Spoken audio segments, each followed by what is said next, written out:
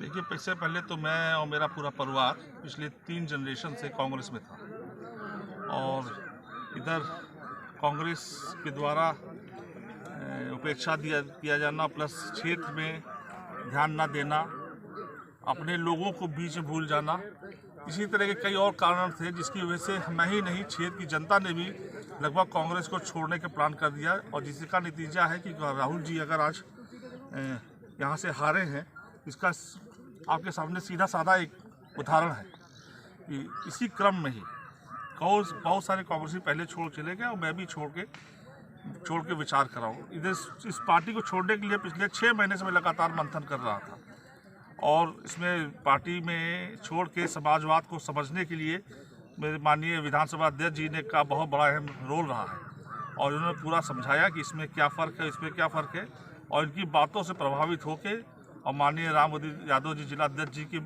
से बातों से प्रभावित होकर मैंने फिर तय कर लिया और पूर्ण रूप से ये तय करा है कि अब आजीवन समाजवाद में रहेंगे और समाजवादी पार्टी की सेवा करते रहेंगे। क्या नीतियाँ देखा आपने पार्टी में? देखिए, सबसे बड़ी नीति तो ये है कि हमारा जो मुख्यमंत्री होगा, प्रदेश का जो देश का नेता है, एक आप यूथ की बात करते हैं तो वो है असली यूथ।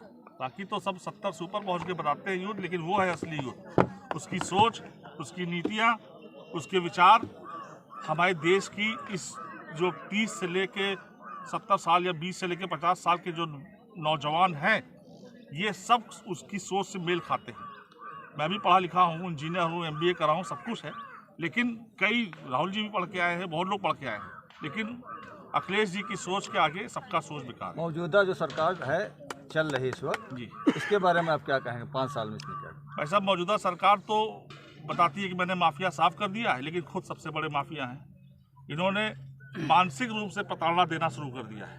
अगर दोबारा पर सरकार आई यही पलट के तो विश्वास करिएगा कि उत्तर प्रदेश में पागल खाने इनको खोलने पड़ जाएंगे ढेर सारे।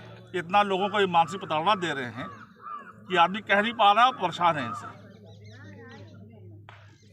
और उसको छुपाने के लिए नई नई नीति लाते हैं, नई नई रोजगार बताते हैं और गरीब जनता को बहलाते हैं कि हम मैंने ये कर दिया, मैंने वो कर दिया, कभी ये पैसा भेज दिया, कभी वो पैसा भेज दिया, और सिर्फ राजगद्दी पाने के लिए। सिर्फ इतना है कि राजा साहब काफ़ी दिनों से चर्चा चल रही थी पार्टी में शामिल करने के लिए, और उसके बाद आज ये सौभाग्य हुआ कि राजा साहब को हम पार्टी में शामिल किए।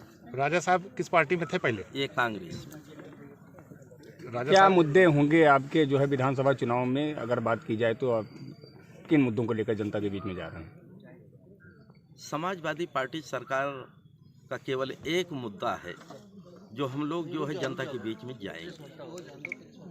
सबसे पहले विकास और महंगाई के मुद्दे को लेकर जनता के बीच में कूद रहे हैं।